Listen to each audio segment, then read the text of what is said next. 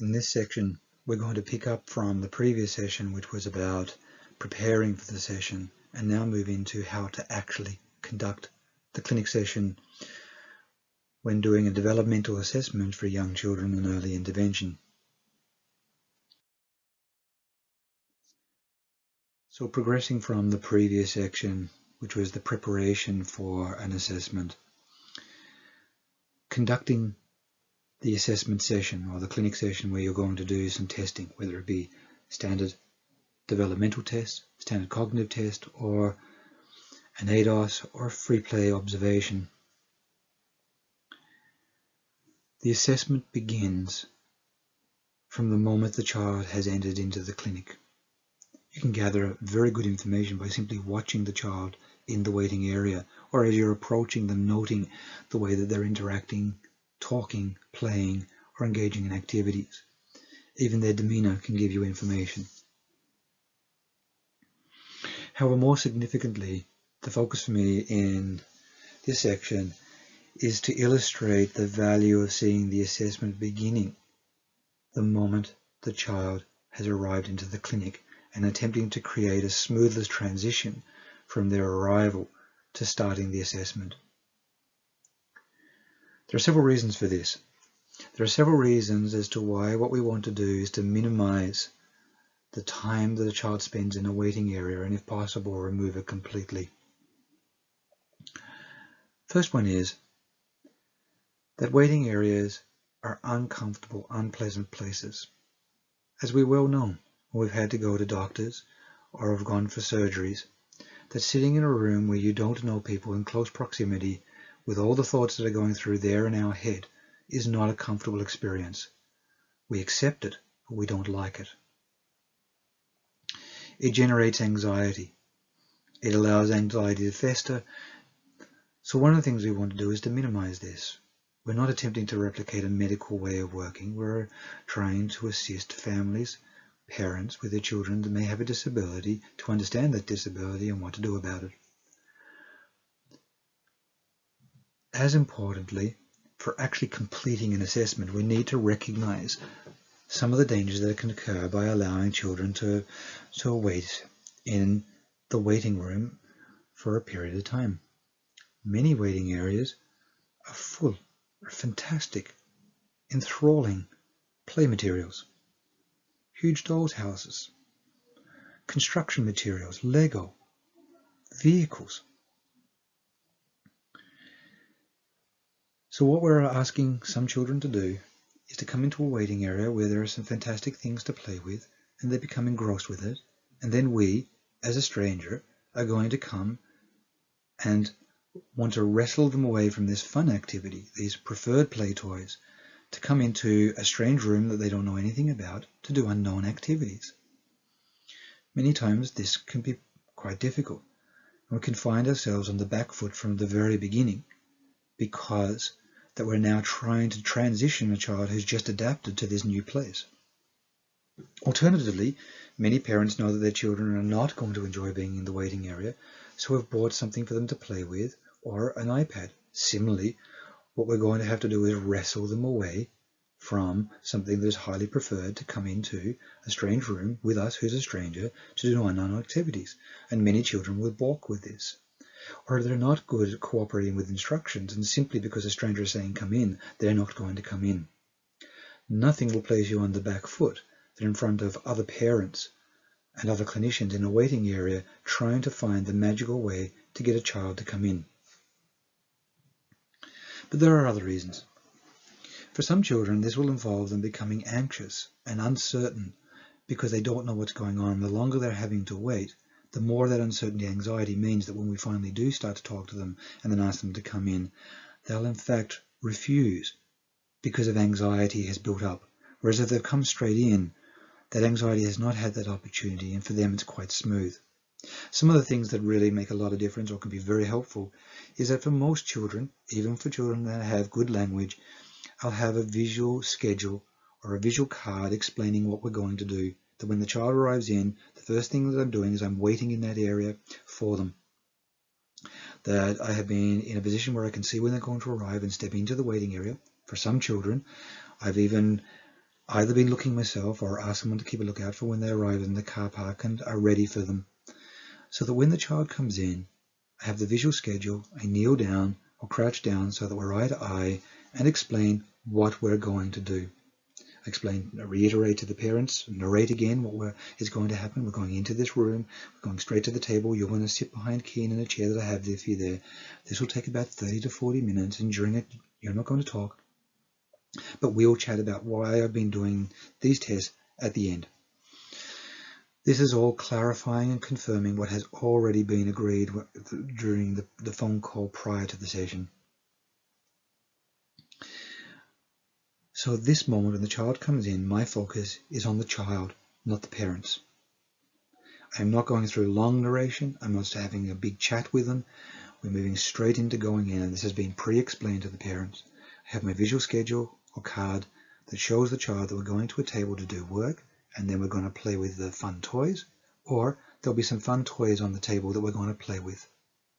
Either way, the child can orient to what's about to occur. For some children, for those who are a little older and a little bit more language, we may well have sent pictures home by email so that they can visualize what they're about to come into. This can allay a lot of children with autism with their anxiety.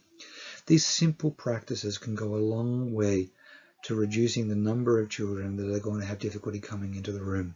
Now, there will still be some children who won't come into the room. There will still be some children that require considerable encouragement, cajoling. So one of the things that I will always have ready is something that I can offer the child as an inducement or an offer to negotiate with coming into the room. Or I may have pre-planned with a parent, particularly with those children who we know could have some difficulties, to have a toy or an item we know they want ready. So often we'll ask parents to bring in with them in a bag that the children will not see some of their preferred toys or items, books, or even food, so that if we get stuck, we can bring it out. Or if we need a motivator, we can use it as an offer for coming into the room. Or if I know that I want to be wanting to talk to a parent, but a child become bored with the toys that we have in our clinic or become restless, there is something we know that will allow them to engage and remain calm. Either way, I am seeing the transition from when the child arrives into the room as part of the assessment process, not they come into the waiting area, I eventually go out, and then we get them into the room, and then my assessment begins. For children who I know could have significant difficulties because of anxiety or difficulties with transition, I may begin all of this process actually in the car park. And where possible, and particularly in places where physically it is more accessible and the weather is not so bad, they'll actually meet parents in the car park as they're getting out of the car and have the visual schedule or the items we're going to use there and then to explain.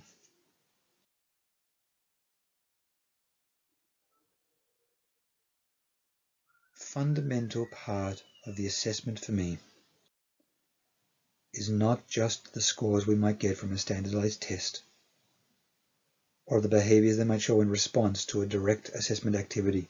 For example, showing a picture and saying, "Where is the bird?" or "Where is the tree?" is the observations of the child's behavior from the moment they have arrived in the car.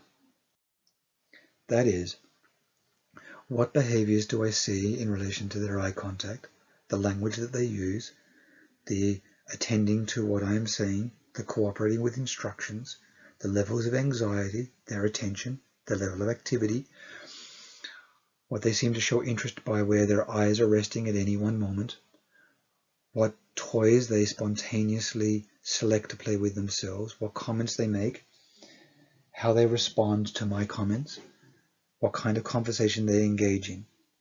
Everything that is going to occur from the moment they have arrived, either getting out of the car or in the waiting area, right through to the point of when they leave, including when I wave hello and goodbye, do they wave back? That when I'm talking to their parent, do they attend to the fact that we're talking about them? Do they show interest in what I am saying? Every one of these behaviors that they show to every aspect of the time that they have had there, for me, is part of the assessment.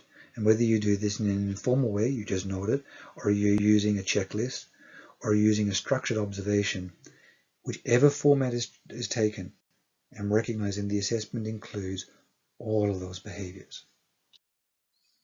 So this may consist of simply what we call a mental checklist for observation, just things that are in my mind that over the years I've learned to pay attention to.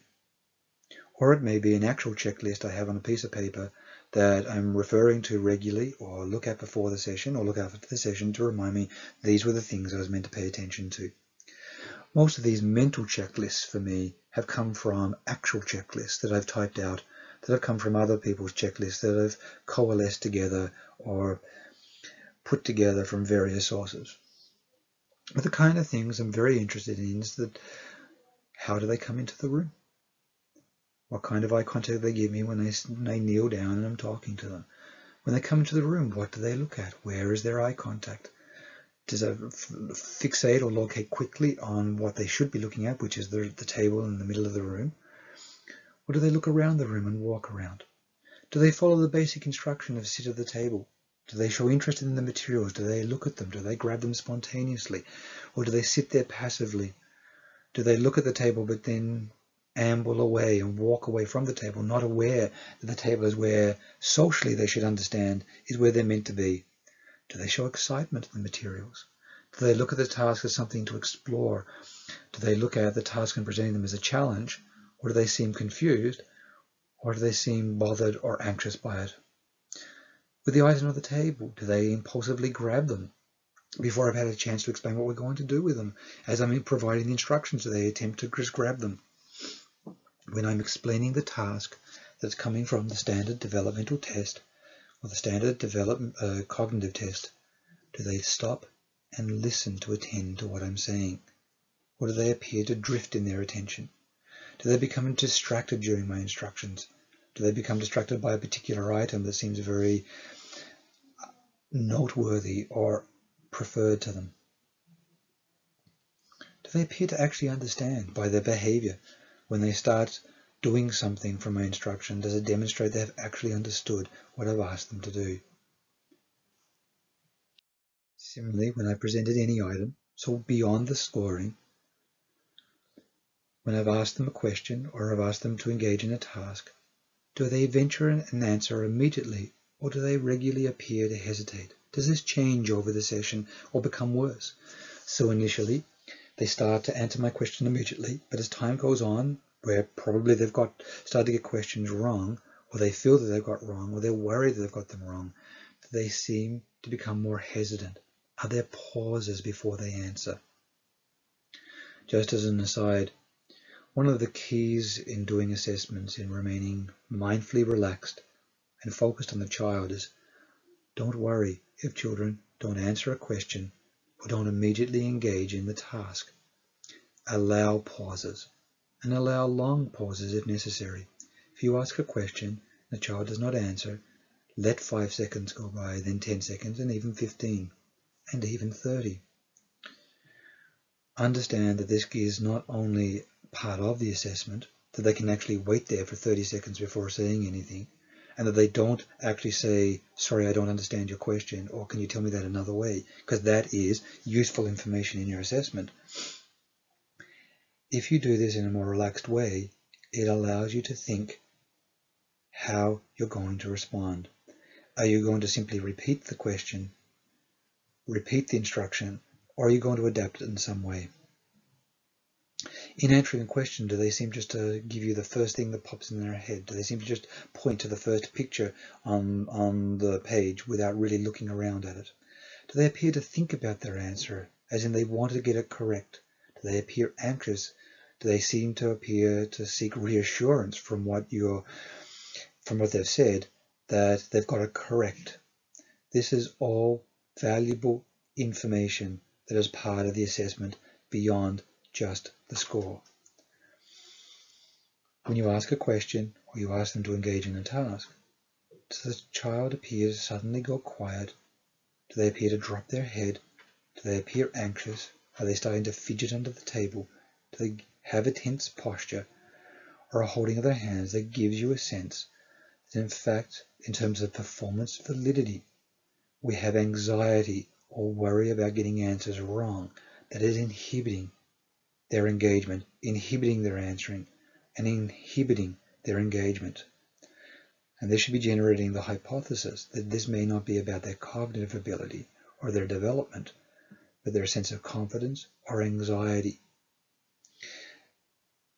As an aside, there may be many children who are significantly more able than may appear in a testing situation, but because they fear getting things wrong, because they've had an experience of getting things wrong, that the default position is that rather than venture risking an answer, risking trying, I don't do anything.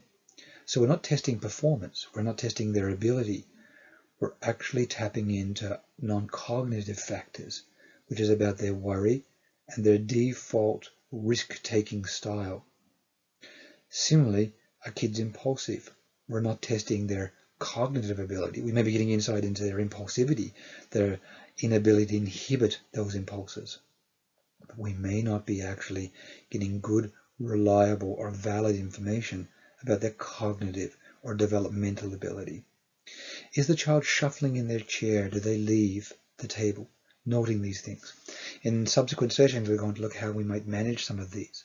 But at the moment, focusing on that we have a checklist in our head of things that we're going to observe.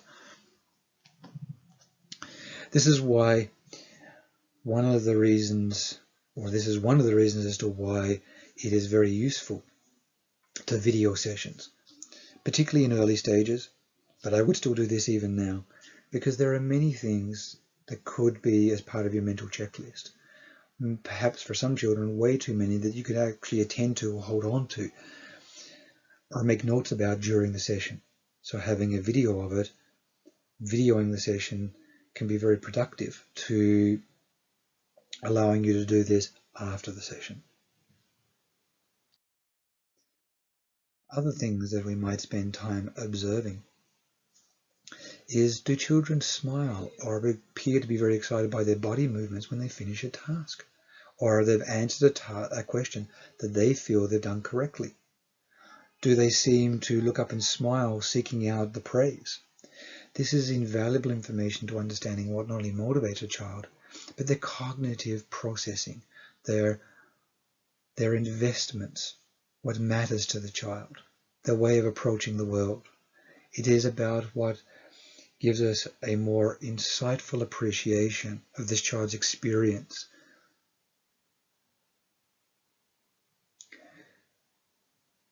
Do they provide answers or complete tasks without looking up at all? Is the idea of seeking out praise or engaging socially with the examiner something that is in their minds irrelevant? That they are doing the task because it is the task they're interested in, or because they cooperate without critiquing, without questioning, but they're not seeing this as an opportunity to gain praise, or they're not seeing this as a potential for a social interaction. They're simply doing the task because that's the task. Do they demonstrate a trial and error approach rather than a problem-solving approach? This can be seen easily with puzzles, but you can also see it with things like matrix reasonings, or where people have to identify one picture out of many to answer the question. Do they appear not only to scan, but can you see that there is a process that they're trying to work it out? Do they verbalize this, or do they not verbalize at all? All of the behaviors that you see a child engage in are important to your sense of the child as part of the profile that you want to develop, that you are then going to feed back to a parent later on to get their clarification. What you're looking for is parents or preschool teachers or teachers in national school to turn around and say, yes, that is Kian, that is Connor, that is Quiva. And when you get feedback like that, you know that those observations are powerful and more useful than just the scores, because you've tapped into an understanding of the child that's going to help everyone brainstorm better ways of being with this child to support them and the interventions that will be truly effective. There are other things that you can then be observing as part of your mental checklist, or a checklist you might have there on your page in front of you to be scanning down and reminding yourself about, or if you're taking a bit of a break, to scan back down and ask yourself, what did I notice? the child might flit from toy to toy or item to item, particularly in free play, particularly when you've embedded within your assessment some opportunities to play with toys. Do they stick with only one, or do they move from toy to toy to toy, where they seem to lose interest very quickly?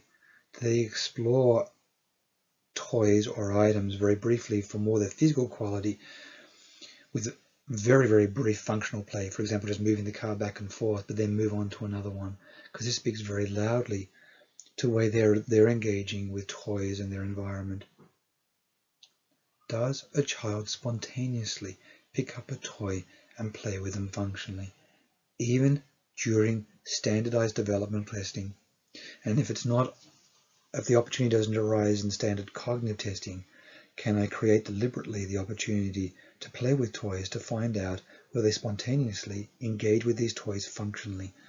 Or do they need to be scaffolded? Do I need to model it? Do I need to do something? And if I do it, will they then respond in that scaffolded way? If they do have toys, do they start to create a scene with them? It's not just pushing the car around, because, by the way, pushing a car back and forth is not functional play. They're going to be just enjoying the sensory experience of watching the car move or the sound that it makes. But if they start to make the vroom sounds and move the car as if it is a car, do they do this as part of a scene, or are they just doing the more simplistic functional play? Similarly, if they pick up something and pretend it's a toy, do they just go hello, which is rudimentary functional play?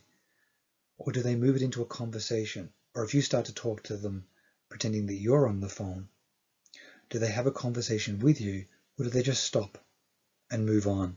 Because if that's the case, then this child does not have well-developed imaginary play. They have very rudimentary functional play. Because imaginary play is where they are able to take the functional play with toys and create imaginary scenes. In other words, scenes that are not based on a specific scene they have just experienced that day.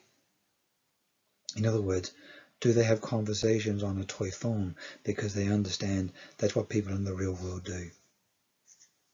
How do they respond to your physical presence, either across from the table, sitting next to them to join them in their play? When you enter into their personal space, do they notice? Are they comfortable or uncomfortable? Does this indicate anxiety, or does it demonstrate a lack aware of social proximity, physical proximity, which is a social difficulty you see in autism? Do they follow your play suggestions? When you pick up the toy phone and start talking, do they follow it? When you start to be the fire engine to go to put out the fire, do they pick up that lead and follow it and also help you to put out the fire? Or do they simply continue on with their own suggestion, or they're already engaged, or do they simply ignore it? Do they direct eye contact whilst doing these activities, whether it be play ones or part of something that you have embedded within the standard developmental or cognitive test? Do they make suggestions to you of the kind of play that we can do? Do they initiate eye contact with their suggestions to check how you react to it? If they say, hey, let's build this, do they then look up to see whether you agree with them or not?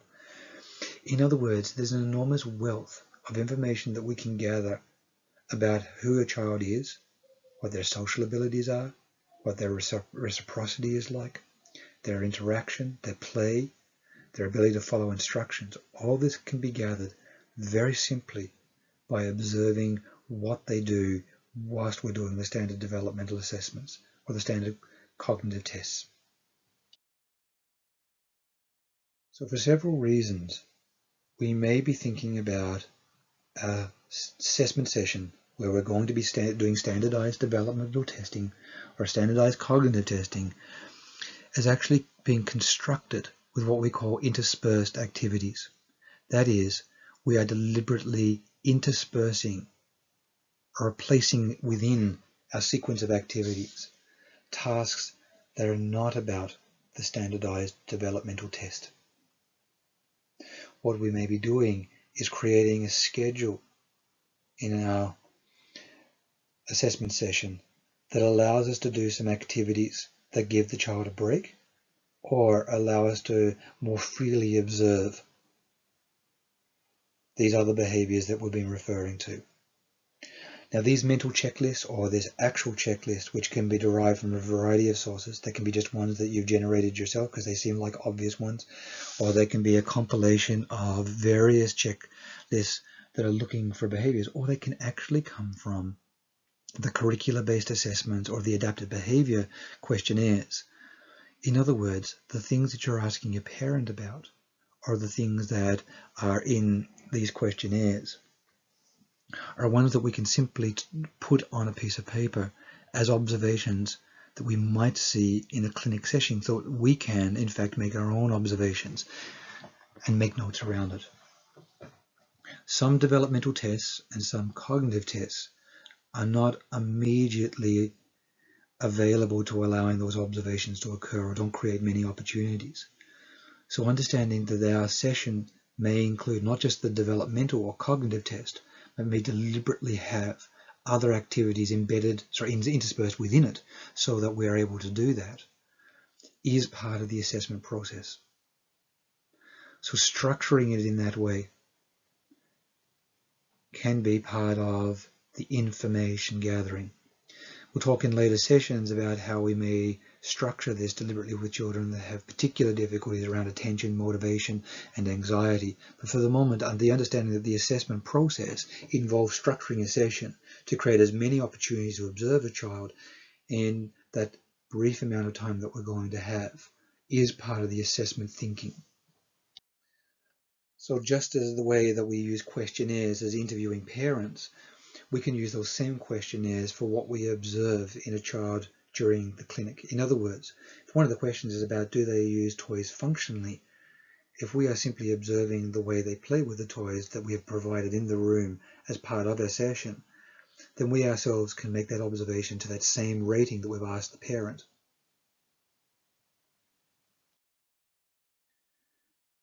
An additional idea, which I'll talk in much greater detail in later sessions or sections, is that during our session, when we are doing the standard developmental assessment and even the standard cognitive testing, that you might deliberately embed within those activities, within those tasks, opportunities for play and interaction that allow for those observations. What I mean by that is that if you're doing a puzzle with a child, let's say in the Griffiths or the Bailey, that yes, you're looking for the score of can they put that puzzle together? Can they take those two items of the ice cream cone or the ball that are laid out in a prescribed way and put them together to complete the puzzle? Or even in a cognitive test, for example in the WIPSI, where they have to take 3 or 4 items together to make the apple. First thing might be that you're looking for the score, can they do it? Secondly, you might be noticing the style in which they do it. Do they jump straight into it? Do they problem solve? Do they look up for reassurance? A third component is that we deliberately embed within that task an interaction style or a play style that allows us to gather additional information.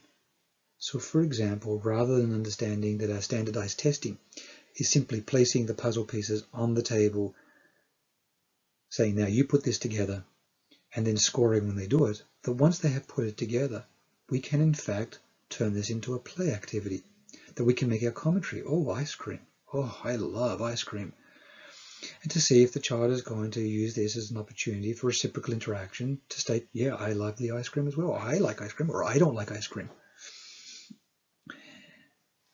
Or if you start to talk about other things that you like, will they start talking about things that they like? Or alternatively, if a child is struggling to put a larger puzzle together, or the block design, that we've scored that they were unable to do it and they've got a 0, but rather than moving straight into the next item where there could be anxiety occurring, or this is now becoming a negative experience, we might embed, let's explore how we might do this, or turn it into a bit of a game, again, to see how they engage with you. Again, we'll explore this in greater detail, but the idea that you can embed within your assessment tasks opportunities for play and interaction that allow you, with your mental checklist or your literal checklist on a page, to gather more information, I think is worthwhile considering, to getting a fuller understanding of a child. Shifting gears somewhat towards the end of the session, because we've got a plan of how we're going to conduct the session. We've got ideas of the sequence and roughly how long it's going to take. On many occasions we're going to adapt this, and we'll talk about that in the next session. What I'm attempting to do within this section is give an overall sense of your thinking about how to construct your session ahead of time, and seeing that it occurs from the moment that the child enters the clinic, or even when they've arrived in the car park. An idea I'd like to seed now is that in fact it is important to give immediate feedback to a parent at the end of a session. We'll talk in the next section about the idea that you may curtail some sessions earlier than you had anticipated, that you may adapt to end it and pick it up on another occasion, that you may ring the parent afterwards. So whether you're giving feedback whilst they're still in the room, whether you've given the child an activity or a preferred item they can play with while you talk to a parent, so that it gives you a bit of breathing space, or whether you say, look, we won't talk now, I'll give you a phone call in, when do you think it is you're going to be home, we can talk, 20 minutes? Great, well, I'll ring you in 20 minutes. Is that you get some immediate feedback to a parent. But for the purposes of this, can we imagine that the parent is in the room with you, that you have been kneeling down or sitting at a table with the parent observing, and they have finished, and now you've given the colouring book or the Thomas the Tank Engine or some activity the child is engaged with, and at this moment isn't particularly bothered by the fact that you're going to be talking with their parent. There's also, just for a moment, assume that you can do this in such a way that you don't have to leave where the child is at, that you've been able to create physically in this room a triangle where you're located in one place that draws a line to the child, that draws a triangle back to the parent. So rather than you going over to the parent and excluding the child, you can still see what the child is doing. They are still the focus of your attention, but so is the parent. That what you're going to do is discuss what's just occurred. Now, funnily enough, what I'm going to suggest is the first thing that you do is you ask the parents for their opinion of what's just happened. Now, you can do this in a couple of ways. What I'm going to say is, what did you notice? How did you find that session? So let's start with, how did you find this session, as a very neutral question that can allow them to talk about either their thoughts or their feelings. They start talking about, that was very hard to watch, then that's the way you're going to engage with the discussion. If they start talking about, oh wow, I just didn't realize that, or I hadn't noticed those things before, then you can go straight into the description of what the child was or was not doing. Either way, if you want to give good feedback, one of the best things to do is to find out what the parent thought prior to you giving your thoughts. Clarify their perspective. Understand why they're telling you they found that difficult or they hadn't noticed these things. But one of the things you want to do is leave this parent with an appreciation of what you think, regardless of how little or how much you do think about what's going on. What I mean by that is, at this moment, it is not attempting to bluff a parent about how much you know about their child, and it is not about coming up with some definitive conclusion that you're going to stand over for the rest of your life. It is about engaging in a conversation collaboratively with parent over an assessment, which is a process in time or over time that started from the first moment you got the referral to when you spoke to them prior to them coming to the clinic, that it also included you talking to them or reiterating that you weren't going to talk to them, to now, to later on when you're going to give them feedback. And to give some observations or some clarifications of the purpose of this assessment and what you noticed, to a degree that gives them some useful information. What I do mean by this is that you leave them with what's in your mind. What I don't necessarily mean is that you have definitely given them, or you've given them, a definitive diagnosis. Let's look at a couple of examples. Once you've clarified from a parent their own perspective of what they thought. So for example, parent says, wow, when I just sit there and watch him, just realize how much he struggles. Wow. And you notice them they're getting them upset. This allows you to say, yeah, I noticed a number of things where he was struggling. Did you see when he did this, he really found that difficult? For example, when I first gave him the instruction, he found it really difficult to immediately do it. I had to give that instruction to him several times. Did you notice how, did you also notice how that when he started the task and couldn't do it, very quickly he gave up and started to become restless in his chair? I don't think that was because he's being bold. I don't think that's because he is lazy. I think he wasn't sure how to complete the task and became anxious. And he hasn't learned yet to say, I can't do that, or didn't feel comfortable with me to say, I can't do that. In other words, you can use from what the parent has said as an opportunity to start giving some observations that allow that parent to walk out with a better appreciation of what you are thinking, that is more collaborative, that is priming them and preparing them for the feedback you're going to get. Now, let us be very clear. There are some parents who are walking in that room who know their child has autism, and they are going through the motions of this standardized assessment, waiting for you to come to the conclusion. There are other parents who have absolutely no idea what's happening for their child. Knowing where the parent is at allows you to start this conversation with them prior to the big reveal of the feedback session that's going to occur later on, or when the report comes out cold turkey. That is, without much discussion, they're simply getting a report sent out to them, because that occurs in some services. So what we are talking about is conducting a more inclusive testing approach, or having a process of assessment that is more collaborative with a parent. There's many reasons for this. There's many advantages of approaching it this way. One is a parent does feel more included. They feel more collaborated with. They feel more in touch with what's happening. By simply giving your thoughts, your observations, for allowing them to have an opportunity to express theirs, they walk away from any particular session, any particular phone call, with a sense of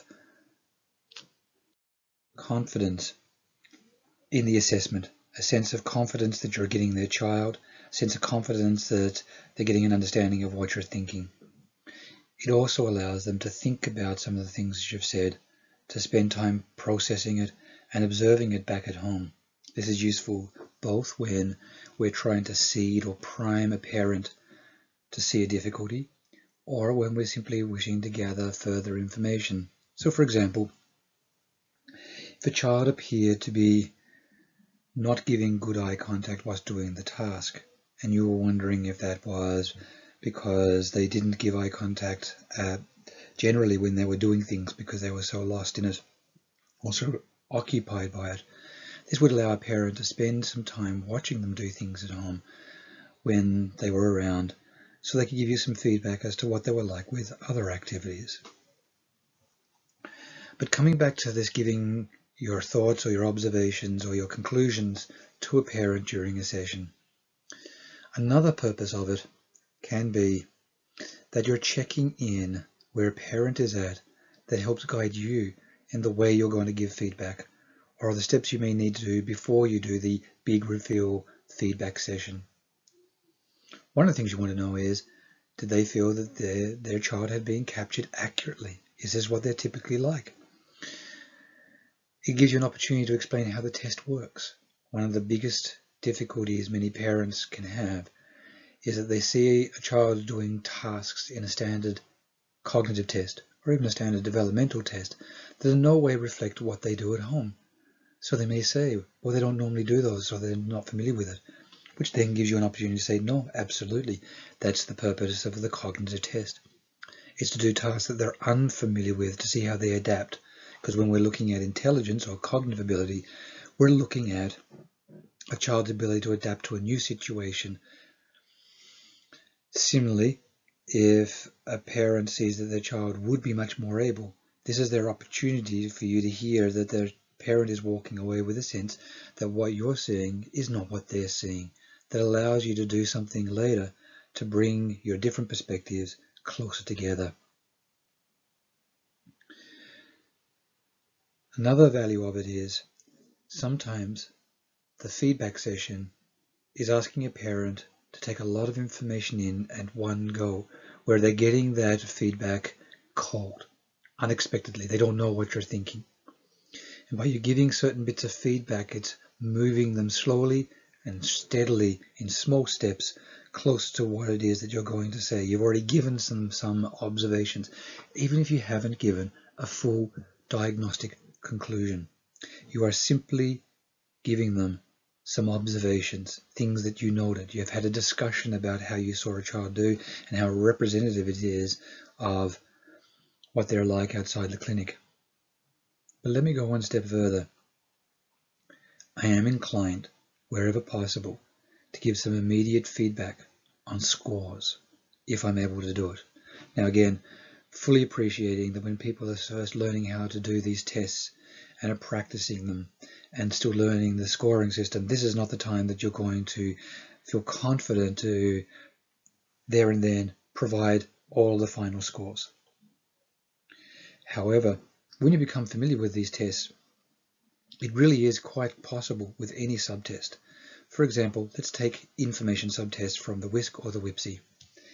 You're going to ask a series of questions of which the child is going to get a 0, 1 or a 2 score from it.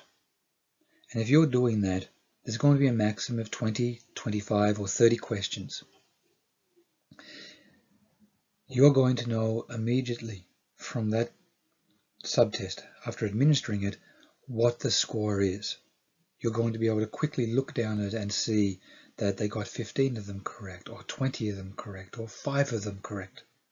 So what I often do is I have a photocopy of the standard scores in the back of the manual that allow me to very quickly take from the individual raw scores of that subtest and work out what the standard score is. So I know, for example, in the information subtest, that if they get a score between 15 and 18, that puts them in the 6th standard sales score of 6. But more importantly, I know that the standard score of 8 to 12 is the average range, which means that if they are then going to get a raw score anywhere between, for example, 17 to 25, or actually more realistically, anywhere between a score of 12 and 22, that they are somewhere in the average range. In other words, they don't have a learning disability. If I have 4 or 5 subtests done in this way as I'm going along, or I take 5 minutes at the end of the session before talking with a parent, where I quickly tallied up some of these, I can give some very broad statements or conclusions, as in, they did relatively well, they're falling somewhere in approximately within the average range, or yeah, they struggled significantly and there are a number of areas where they did, where a number of the tasks they did where they really are falling in, having learning difficulties. But what I'm going to do is score this up precisely, and we can talk about it next session, or if you want I can talk to you about it on the phone, or whatever you feel is going to be the most appropriate given the parents that you now know. What kind of feedback you give is matched on your judgment of the information you think a parent is seeking and that they're able for at that moment, but give them something. Make the feedback process throughout the active feedback throughout the whole process, so they get to hear some of your thoughts, so they get to see what you're observing and what you're thinking. Which leads us lastly to talking about note-taking. Notes that you take during a session, I think, particularly when doing standardized testing or you're playing with a child, but even probably when interviewing a parent, should be as brief as possible whilst you are asking the questions, if you're the person who is both asking the questions or doing the assessment and taking the notes. If you have someone else there who is observing, another clinician, let them take notes till the cows come home. Let them take as many notes as they want. But don't get the act of writing to interfere with one establishing rapport or focusing on what is happening. You'd be surprised how often in the act of actually writing something down, you'll miss critical bits of behavior. But it can, with many children who've got difficulties with attention and motivation for doing these tasks, simply get in the way of free, fluid flowing of doing the tasks. What you want is the notes that you do take to be memory aids. So a quick word here or there to remind you of what you are then later on going to write around. It just acts as a quick cue of something to recall. There are occasions where it's worth writing down a particular phrase or word that a child uses because it's a good language sample, or it's an unusual phrase that you want to explore later on. You want to get the words correct, absolutely correct. In years gone by, I would have been more convinced of the value of taking lots and lots of notes during the session. But in the last number of years, I think what is effective, much more effective, is to take the most brief amounts of notes possible whilst doing the activities. Use a few cue words and then write down as much as possible as soon as they have walked out the door. Use those cue words, those keywords you wrote down, as memory aids of which you write everything down around. One thing I definitely suggest that you do is you write everything as soon as possible after the session, and wherever possible before you've done anything else with any other child. And if you can't do that, certainly that day, and the absolute latest first thing the next morning whilst your memory is fresh. That act of typing out everything or writing it out is a great memory aid. It's a great way of reminding yourself of what happened. I certainly believe that typing out your notes rather than handwriting out, if you're doing that, is much better. You can type faster, it allows you to edit, and even if what you do is you blurt and then come back later that day or the following day to add more, what you have blurted out immediately acts as a good memory aid that encourages better recall for the following day. Don't do your notes 2, 3, 4, 8 days later. I also recommend writing down, when you have done that session, the things that you would critique. In other words, the things that you would want to redo, or the questions you have, or the things that you want to clarify for the next session. So that as you're forming a plan in your head, you've made a note of the things that you either want to talk about with the parent or follow up with questions. All of these ways turn your note-taking, rather than just an administrative procedure, they actually become part of the assessment process. They're a way of helping you recall, helping you identify the things that you want to explore in greater detail through another session or through talking to the parent or when you're going to go into the preschool, so that you're seeing the process as continuous rather than just this session as a separate entity. What we're going to move on to now is maybe ways of conducting sessions when there are practical difficulties with young children who don't want to stay at the table.